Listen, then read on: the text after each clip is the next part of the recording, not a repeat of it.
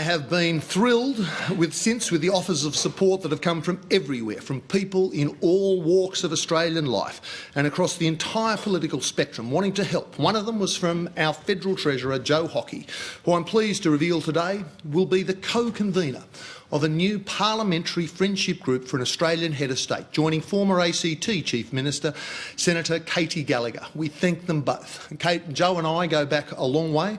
As my wife Lisa knows, when I die, Joe will be one of the 8 men that carries my coffin, and if Joe dies before me, I will be one of the 24 men that carries his.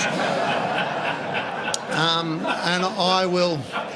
I will allow Joe to speak for himself on his passion for the Republic, but I might note, quite seriously, that he's only one of many, many in the coalition with such passion, including Christopher Pyne, who has given the most eloquent speech I've ever heard on the Republic. Malcolm Turnbull, who was, of course, the driving force of the Republican movement, a man to whom the Republican movement owes a great debt. Senator Maurice Payne, who's a long-time activist for the Republic, and the torchbearer of the Republic for the rising generation of Australian politicians, Wyatt Roy, who is the youngest Member of Parliament.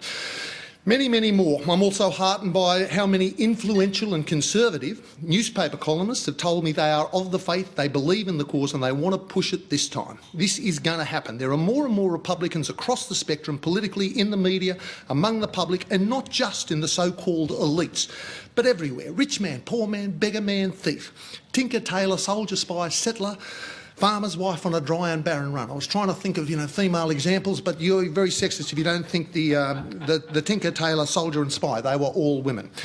Watch this space. We are moving forward. How exciting would it be too if 50 years from now that you could look back, 10 years, 20 years, 50 years from now, look back upon the time when we became the Republic of Australia and say, I was there, I did my bit, I put my shoulder to the wheel on that pivotal moment in the nation's history and helped turn that wheel forward. And yes, of course, there will be committed naysayers.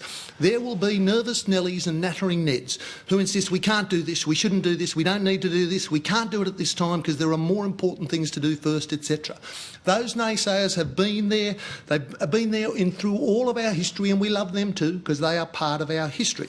But they were there in the 1890s when the first real push, serious push came for federation. There were so many said, no, we can't do that. We can't be more than 6 colonies of Great Britain on this brown and pleasant land we live in. The nascent nation rolled up its sleeves anyway. They got on with it. They demonstrated we could be more than that.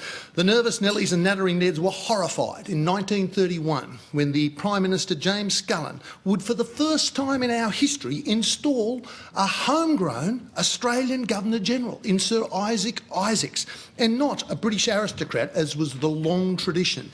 Disloyalty, they cried, rudeness to the monarch. Nevertheless, Scullin's homegrown Australian choice proved brilliant. It went on. We used to have the Queen on all of our postage stamps, just the way it was in New Zealand. My dear friend Eric Rush, the all-black winger, said he grew up with the Queen on every postage stamp. When he met the Queen at Buckingham Palace, he said, I was not sure whether to shake her hand or lick her on the back of the head.